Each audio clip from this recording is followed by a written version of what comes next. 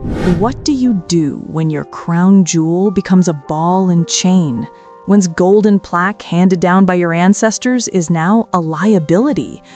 Well, if you're Audi, the old master of the road, you decide to launch an alter ego. But is this high-stakes tightrope act a stroke of genius or the prelude to a spectacular crash?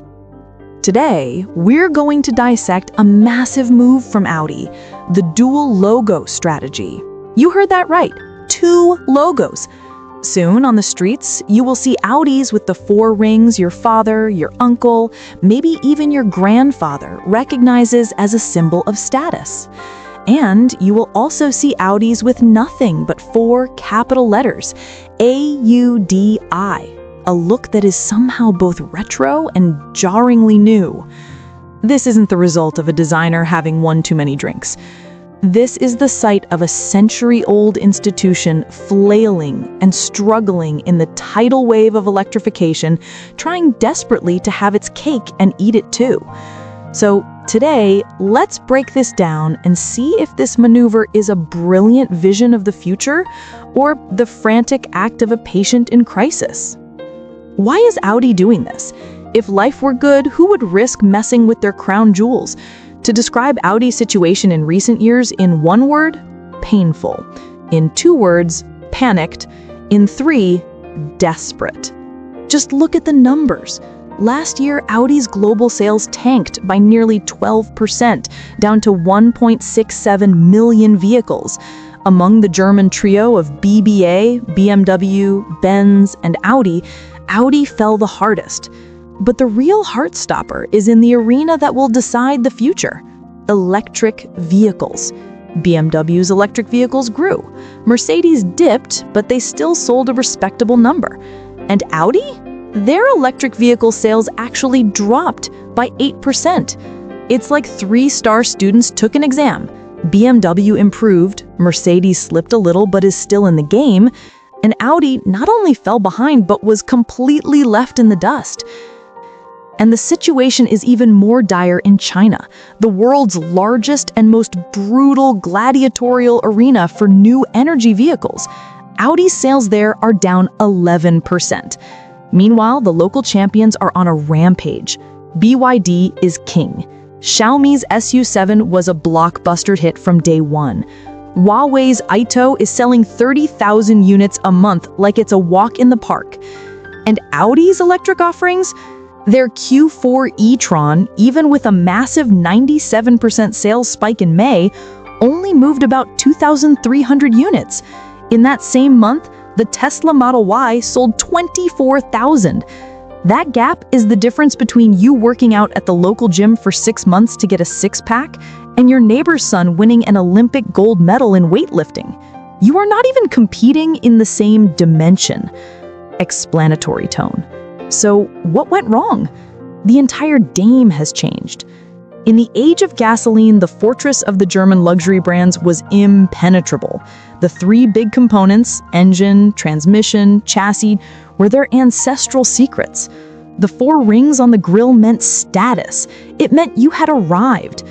But in the age of electricity, the rules have been thrown out the window. What do consumers talk about now? 800-volt architecture, real-world battery range, LiDAR sensors, the processing power of the smart cockpit. Can it run karaoke and TikTok? Does it come with a refrigerator, a TV, and a giant sofa? This new checklist has left traditional powerhouses like Audi, who built their reputation on mechanical excellence, completely flat-footed. It's like an old master of Shakespearean theater with a lifetime of skill and prose and performance being suddenly thrown into a professional esports tournament. All his classical training is useless in front of a keyboard and mouse. You want to pop the hood and show off your magnificent V6 engine? But the salesman is already showing the customer how the car can automatically find a charging station and host an in-car disco. Even worse, the brand value is eroding. In the eyes of the younger generation, those 4 rings can now mean stodgy, old-fashioned, my dad's car. Driving an Audi to a party might genuinely generate less buzz than arriving in a Zeekr 101. The brand premium doesn't work the same magic anymore.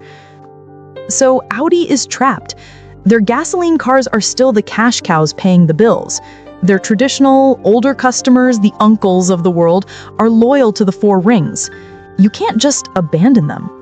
At the same time, the EV market is the future. If you don't jump in, you die. So what do? They hit upon the dual logo strategy.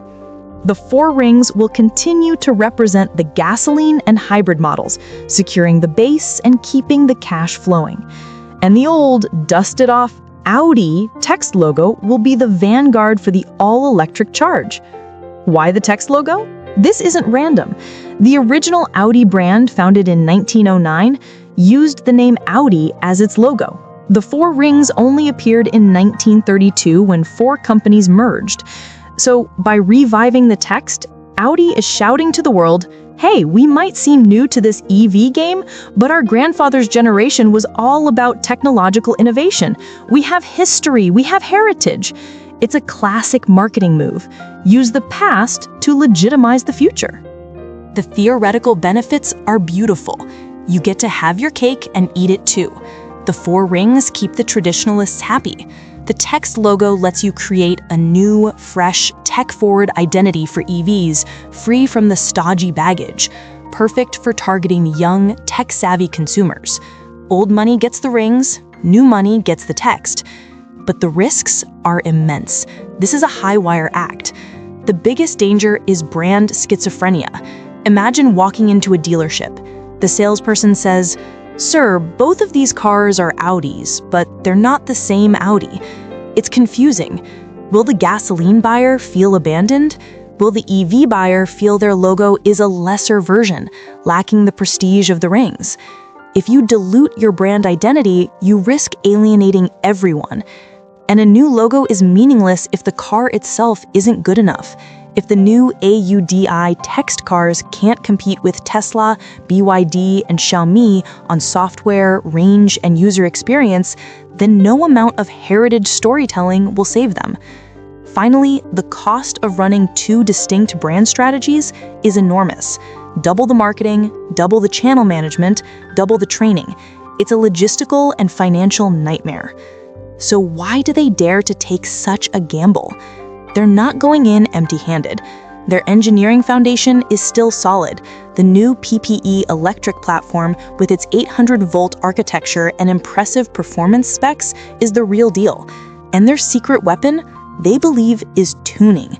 They argue that while everyone might use the same ingredients, a Michelin star chef, the Audi engineer, can create a dish that is fundamentally different and superior. They are betting that their century of expertise in how a car feels and handles will still be a core competitive advantage in the electric era. Audi's dual logo strategy is more than just a marketing gimmick. It is the anxious, struggling heartbeat of a century-old titan caught in the crosscurrents of a monumental shift. It is their complex, high-stakes attempt to solve an almost impossible paradox: how to protect the glories of your past while simultaneously racing into an uncertain future. This is, in essence, a massive gamble. They are betting that consumers will understand this split personality. They are betting that their technology can catch up. And they are betting that their soul, their mastery of the art of driving, still matters in a world of giant touchscreens. The next time you see an Audi on the street with that simple, stark, text-only logo, you should understand that you are not just looking at a car. You are looking at a rolling, high-stakes bet, a tragic, heroic charge from a legacy giant weighed down by the past it cannot abandon and racing toward a future it must embrace. Whether this gamble is a stroke of genius or a fatal error, only time will tell. But one thing is certain: in the face of the electric tsunami, standing still is a death sentence. Audi has chosen to swim, and they are thrashing with all their might. Let's see if they sink or find a new shore. As a poet of our automotive age might write, "The German giant, in a turn of the tide, finds its electric dreams have nowhere to hide. The silver rings guard the old empire's gate, while new letters charge forth to challenge their fate. With two faces showing a future to lease, a desperate gamble for survival and peace." Will the split of the soul bring the brand its release? Or will the market just watch as its glories all cease? That is all for this episode. Thank you for watching. We'll see you next time.